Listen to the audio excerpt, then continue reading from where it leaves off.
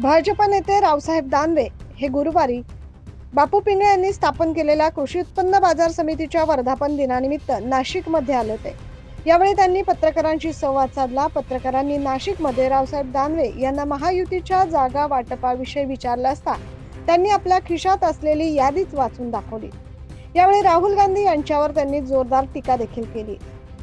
सरकारवर हल्लाबोल काय ती इथं थोडे करतात। लंडनला जाऊन ते देशाच्या लोकशाहीला धोका आहे अशा प्रकारचं ते म्हणले। आणीबाणीपेक्षा तर काही जास्त धोका नाही। एका बाजूला G20 ची परिषद आपल्या देशात झाली, 175 देशाचे लोक आलेत, त्यांनी आपल्या देशाचं कौतुक केलं आणि त्या टायमाला लंडनमध्ये आमच्या देशामध्ये लोकशाही खतऱ्यात आहे अशा प्रकारचं वक्तव्य त्यांनी केलं। त्यांच्या बोलण्याला गांभीर्याने घेण्याचं काही कारण नाही। तसेच उद्धव ठाकरे यांनी अमित शहा यांच्या केलेल्या टीकेला दानवेंनी प्रत्युत्तर दिले। ज्या टायमाला बोलणी झाली त्या टायमाला मी राज्याचा अध्यक्ष होतो। मी देवेंद्रजी, चंद्रकांत दादा, अमित भाई, आमची जी भारतीय जनता पार्टीची टीम होती ही टीम या विषयात चर्चेला मातोश्रीवर गेली होती। त्यांनी सुद्धा त्यांचे काही कार्यकर्ते बोलवले होते। गेल्याच्या नंतर चहा पाणी झाल्याच्या नंतर सहजपणानं उद्धव ठाकरे अमित भाईला असं म्हणले, आपण जरा अंदर बैठेंगे 2 मिनिट। ते आत गेले, 20 मिनिटं चर्चा केली आणि बाहेर आले। बाहेर आल्याच्या नंतर त्यांनी सांगितलं, चला आमचं ठरलं, आपण प्रेस कॉन्फरन्स घेऊ।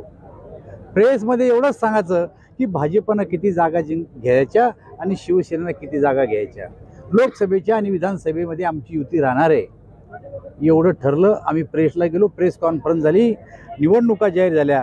पूर्ण निवडणुकीमध्ये आमच्या नेतृत्वानं आमचे महाराष्ट्राचे पुढचे मुख्यमंत्री हे देवेंद्र फडणवीस असं म्हणलं। त्या स्टेजवर सारे शिवसेनेचे नेते त्यावेळेस होते, पण कोण्याही शिवसेनेच्या नेत्यानं किंवा उद्धव ठाकरेंना कधीही ऑब्जेक्शन घेतलं नाही। जर ठरलेलं होतं तर त्या टायमाला ऑब्जेक्शन घ्यायचं होतं, पण माझ्याशिवाय सरकार बनत नाही असं जेव्हा चित्र यायला लागलं चॅनलवर, तेव्हा 2 वाजता त्यांची भाषा बदलली की माझे सारे चॅनल ओपन आहे। त्याच्या अगोदर बोलले नाहीत ते। ही युती बाळासाहेब ठाकरे आणि महाजनाने केलेली युती होती।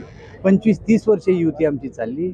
दगा दिला, फटका दिला आणि असंघाशी संगत करून दुसऱ्याशी सरकार त्यांनी बनवलं। भारतीय जनता पार्टीनं कुठल्याही प्रकारचा धोका दिलेला नाही। त्यामुळे नाशिकमधून भाजपचा लोकसभेसाठी उमेदवार कोण असणार हे गुलदस्त्यातच आहे।